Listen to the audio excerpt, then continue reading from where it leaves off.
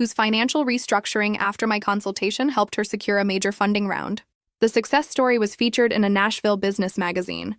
I had to decline being mentioned by name, citing privacy reasons, but the credibility gave me access to larger clients. Through Elena, I met Patricia Chen, a serial entrepreneur who had sold her previous company for 8 figures and was launching a fintech startup. Initially hiring me for a small project, Patricia quickly became both a valued client and mentor. "You're charging too little for your expertise," she told me bluntly after reviewing my rate sheet. "Triple your prices and watch how your perceived value changes." She was right. When I raised my rates, instead of losing clients, I attracted more established businesses willing to pay for quality. Patricia also introduced me to the world of angel investing and strategic portfolio management. "Cash loses value sitting still," she explained. "You need to make your money work for you."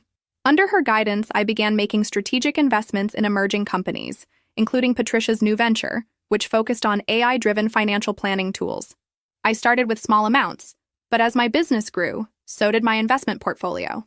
The exhilaration of watching both my business and investments grow was intoxicating. For the first time since meeting Michael, I felt truly alive, purposeful, and independent.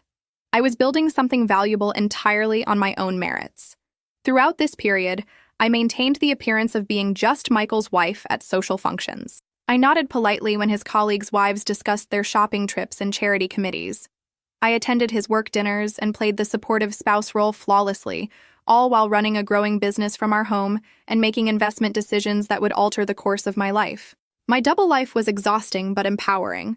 Each new client, each successful consultation, each investment return was a step toward the freedom I increasingly realized I needed, from my controlling marriage. 4 years into our marriage, the facade began to crumble. It started with a text message that appeared on Michael's phone while he was in the shower. A preview visible on his lock screen from someone named A that read, "Missing you already. Last night was..."